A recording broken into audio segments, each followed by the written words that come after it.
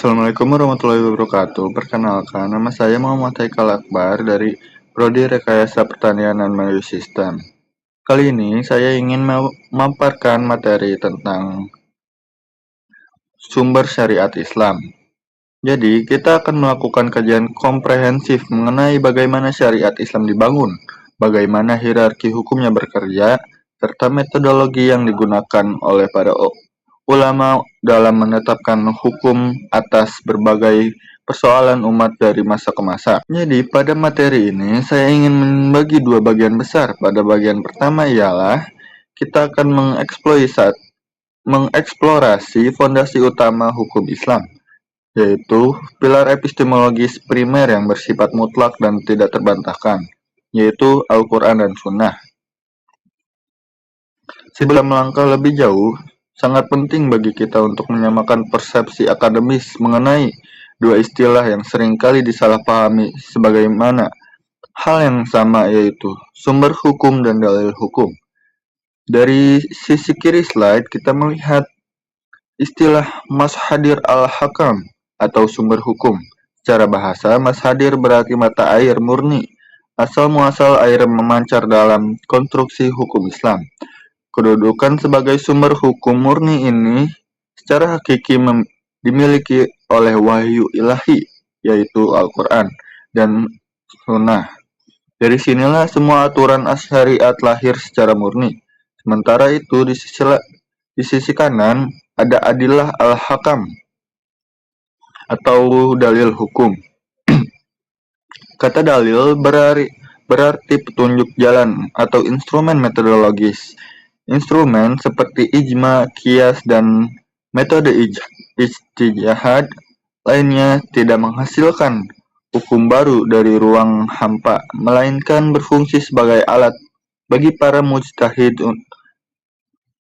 untuk menguraikan, memahami, dan mengaplikasikan petunjuk yang ada di dalam sumber utama tadi. Jadi, singkatnya, Al-Quran dan Sunnah sebagai mata airnya, sedangkan ijtihad, ijma, dan qiyas adalah gayung atau pipa sebagai penumpang yang mengalirkan air tersebut ke kehidupan praktis kita. Lalu bagaimana urutan prioritas dalam merumuskan hukum? Mari kita merujuk pada landasan metodologis yang sangat terkenal, yaitu dialog antara Rasulullah SAW dengan sahabatnya Mu'adz bin Jabal ketika beliau diutus menjadi qadhi atau hakim di Yaman. Rasulullah bertanya tentang bagaimana Mu'adz akan memutuskan perkara. Dari dialog historis tersebut, lahirlah tiga tingkatan prioritas yang hingga kini menjadi acuan pertama kita. Yang pertama, seorang penegak hukum atau mujtahid wajib mencari jawaban di dalam Al-Quran terlebih dahulu. Ini adalah rujukan utama yang mutlak. Yang kedua, jika hukumnya tidak ditemukan secara spesifik atau masih bersifat global di dalam Al-Quran, ia harus beralih merujuk kepada Sunnah sebagai penjelas operasional. Yang ketiga, barulah jika tidak ditemukan teks eksplisit dari kedua teks wahyu tersebut, ia diperkenankan menggunakan akal pikiran sehatnya untuk melakukan ijtihad yang berlandaskan prinsip-prinsip umum syariat. Urutan ini mengajarkan kita tentang pentingnya tertib metodologis dalam berislam. Sekarang kita masuk ke pilar utama, yaitu Al-Quran Al-Karim. Al-Quran Al-Karim adalah kalamullah, wahyu yang diturunkan kepada Nabi Muhammad SAW secara berangsur-angsur melalui perantara malaikat Jibril. Dalam kacamata hukum, otoritas Al-Quran berada di tingkat tertinggi karena bersifat qadhi al-wurud, yang artinya proses periwayatannya sampai kepada kita terjadi secara mutawir atau massal dan tak terputus, sehingga keautentikannya dijamin 100% tanpa ada celah keraguan sedikitpun. Al-Quran berfungsi sebagai undang-undang dasar kehidupan. Ia menetapkan prinsip-prinsip global yang mengatur hubungan manusia dengan penciptanya, sesama manusia, hingga keseimbangan alam semesta. Lalu, meskipun seluruh ayat Al-Quran otentik, para ulama membagi ayat-ayat yang mengandung muatan hukum atau ayatul ahkam dalam dua dimensi interpretasi. Yang pertama ialah ayat qot'iyah atau definitif. Lafal dalam ayat ini hanya memiliki arti tunggal dan tidak membuka celah bagi tafsir bagi tafsiran lain. Contohnya adalah ketetapan bagaimana waris secara angka, hukum tindak pidana tertentu atau hudud, atau rukun ibadah madhah. Ini adalah wilayah tawabit atau aspek hukum yang permanen dan tidak boleh diubah. Yang kedua adalah ayat zaniyah atau multitafsir. Lafalnya bersifat umum atau berupa metafora, sehingga membutuhkan ijtihad para ulama untuk menerjemahkannya ke dalam konteks nyata. Disinilah peta keindahan hukum Islam, adanya elastisitas dan ruang adaptasi agar syariat tetap relevansi melintasi ruang dan waktu.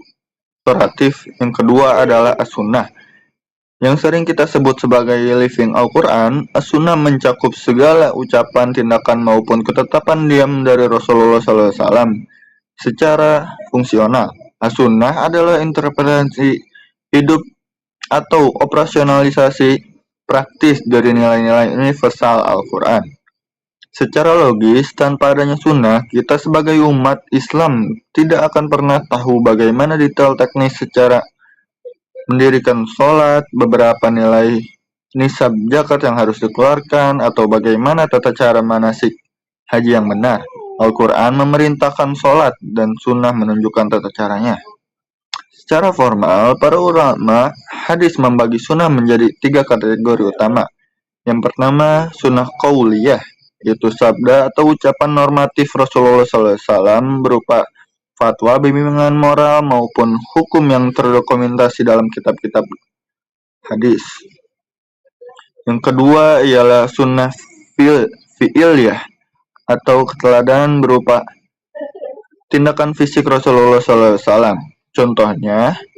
Contoh konkretnya ialah cara beliau sholat atau berwudu, di mana beliau bersabda, "Sholatlah kalian sebagaimana kalian melihatku sholat." Yang ketiga ialah sunnah taqririyah. Ini menarik, yaitu persetujuan pasif atau diamnya Rasulullah SAW ketika melihat atau mendengar sesuatu tindakan para sahabatnya. Diamnya beliau menandakan bahwa tindakan tersebut sah dan diperbolehkan dalam syariat. Lalu setelah memahami dua fondasi utama wahyu pada bagian pertama, sekarang kita melangkah ke bagian kedua, yaitu dinamika ijtihad.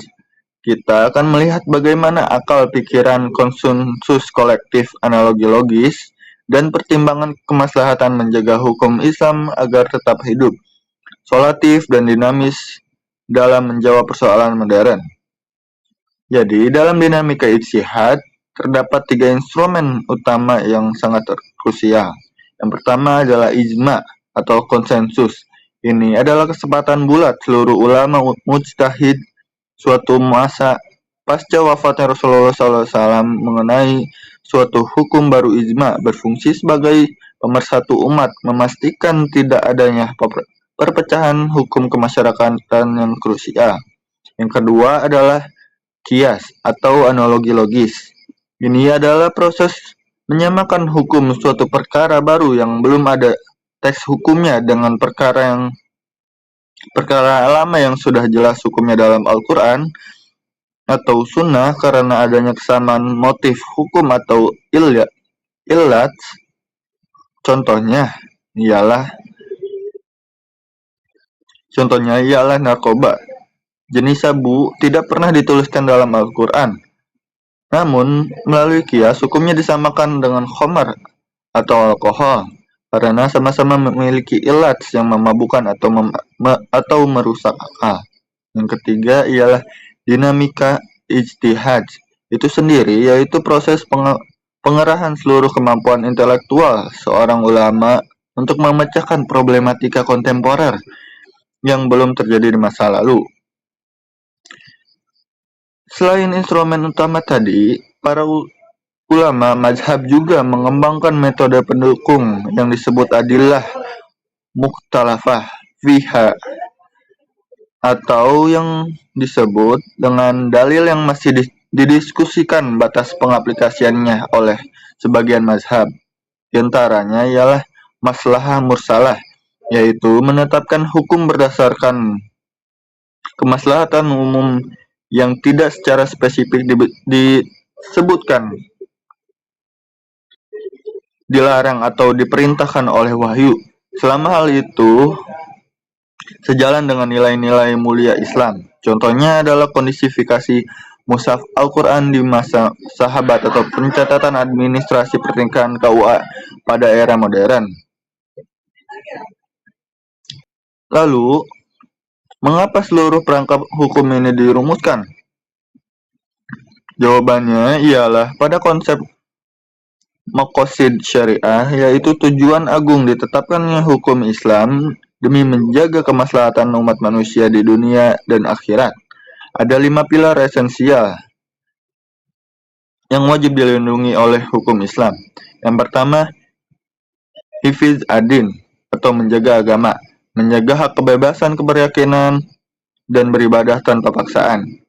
Yang kedua, hifz an-nafs atau menjaga jiwa, melindungi hak hidup setiap manusia secara terhormat dan melarang pembunuhan. Yang ketiga ialah hifz al-aql atau menjaga sebuah akal atau menjaga akal pikiran dari kerusakan fisik seperti narkoba atau alkohol maupun polusi pemikiran yang merusak moral. Yang keempat ialah hifz an-nafs atau menjaga keturunan, melestarikan kehormatan generasi mendatang melalui ikatan pernikahan yang sah. Yang kelima ialah hifz al-mal, menjaga harta, melindungi hak pribadi dari pencurian, penipuan, atau transaksi ribawi yang eksploitatif. Jadi, untuk merangkum keseluruhan penjelasan saya, silakan perhatikan tabel matriks integrasi pada slide ini. Tabel ini memetakan hubungan fungsional antara Al-Quran sebagai konstitusi utama, As-Sunnah sebagai panduan praktis, Ijma sebagai konsensus kolektif institusional, serta Qiyas sebagai ijtihad logis untuk menjawab berbagai tantangan masa depan seperti transaksi digital, kecerdasan buatan, hingga bioetika kedokteran.